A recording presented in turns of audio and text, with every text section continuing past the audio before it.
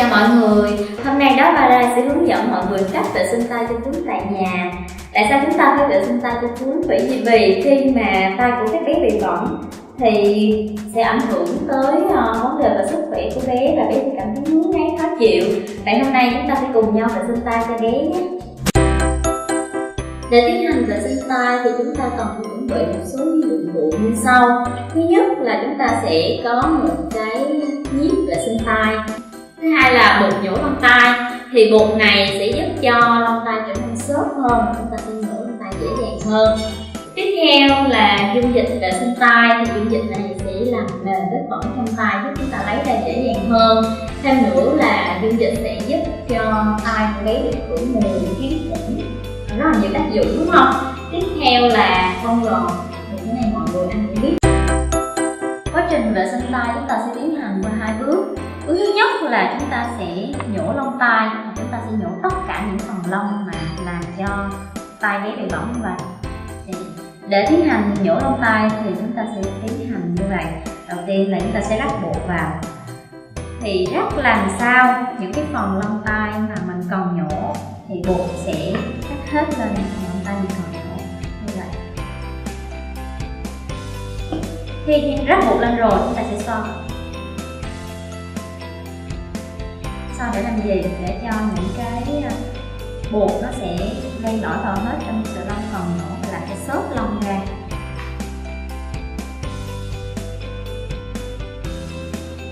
Rồi sau khi xoa rồi chúng ta sẽ tiến hành nhổ.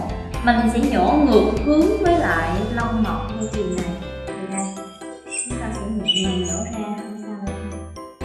Thì có những bé khi mà không quen nhổ lông tay á, thì bé sẽ cảm thấy là khó chịu, nhưng mà chúng ta vẫn cứ tiếp tục làm.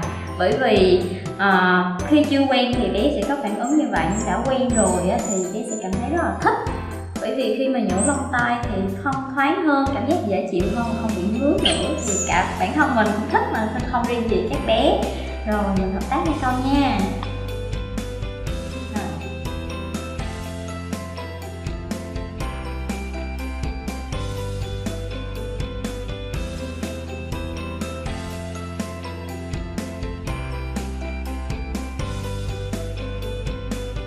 Đây là chúng ta đã lấy hết cái phần lông tay phía ngoài, nhưng phía trong thì chúng ta không thể nào dùng tay để lấy được. Vậy nên đây là lúc chúng ta cần dùng đến nhíp vệ sinh tay. Thì nhíp này chúng ta sẽ sử dụng như thế nào? Chúng ta sẽ đặt nhíp vào, kẹp những cái phần lông tay bên trong. Đây là nhíp y tế dùng để gấp, nên là khi kẹp không sẽ dính lông tay, dễ lấy ra, lấy hết. Quan trọng là chúng ta phải lấy được lông tay bên trong, bởi vì lông tay bên trong nó là tác nhau làm cho chúng ta không lấy được những cái vết bẩn ra, mình sẽ làm cho tay bé bị hôi.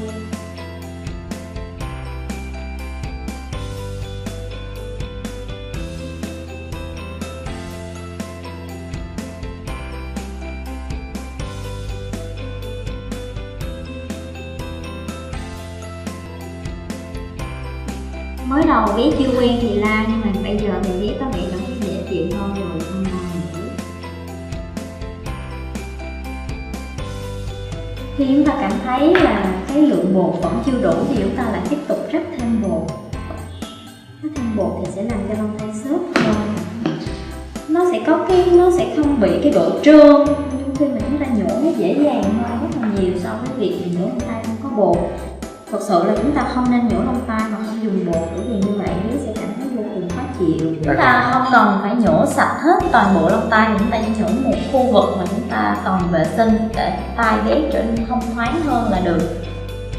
Rồi, chúng ta đã xong việc nhổ bước thứ nhất là nhổ lông tay. Thì bây giờ chúng ta sẽ tiến hành bước thứ hai là vệ sinh tay.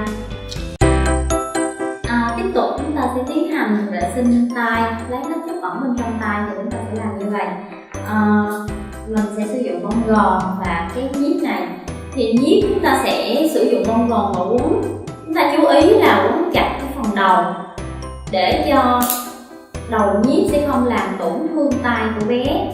Thì đây mình sẽ quấn chặt lại thì chừa lại phần lông rất là dài. Thì sau khi chúng ta bón rồi thì mình sẽ dùng dung dịch vệ sinh tay. Mình dùng một lượng dung dịch vừa phải, bởi vì nếu quá nhiều thì sẽ làm cho nước còn đọng lại trong tay, còn nếu quá ít thì sẽ không đủ để làm sạch tay, thì chúng ta sẽ dùng vừa đủ.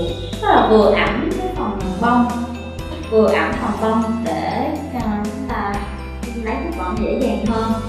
Thì sau khi mà chúng ta chuẩn bị như vậy rồi thì chúng ta đưa vào tay của bé.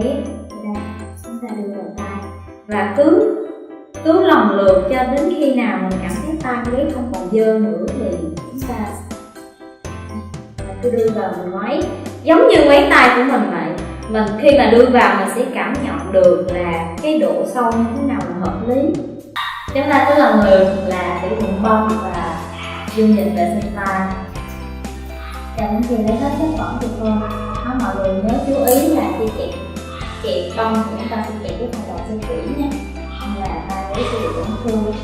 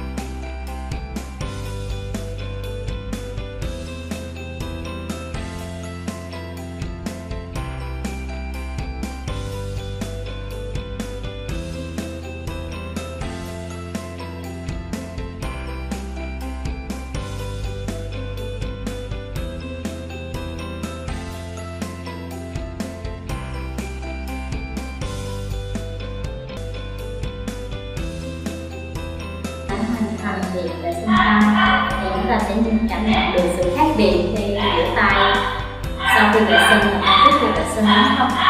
Rất là thoáng.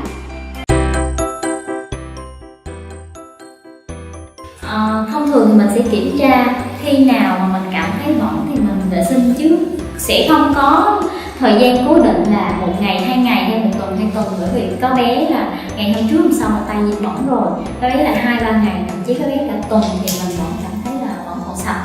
Nên là mình cứ kiểm tra thường xuyên, khi nào mà mình cảm thấy là cần phải vệ sinh thì mình sẽ tiến hành.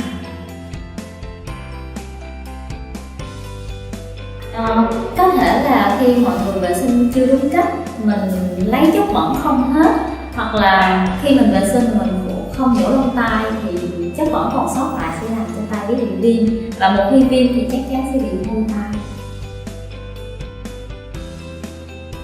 Thông thường khi mọi người tự vệ sinh ở nhà thì hay sử dụng tampon quá mềm, mọi người đưa vào sẽ không lấy được chất bẩn bên trong ra, và thêm nữa là mọi người sẽ cảm thấy lo lắng không biết là mình có đưa vào sâu quá hay không, thế là không dám đưa vào lấy chất bẩn bên trong, nên những chất bẩn còn sót lại sẽ làm cho tay bé dễ bị viêm và hôi tay.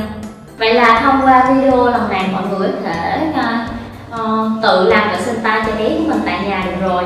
Thì video đến đây là kết thúc, nhưng mọi người hãy nhớ like, share và theo dõi kênh YouTube của Dog Paradise để nhận được những video hướng dẫn khác nữa. Mọi người có bất kỳ câu hỏi nào nhớ comment bên dưới, Dog Paradise sẽ trả lời với mọi người sớm nhất nhé.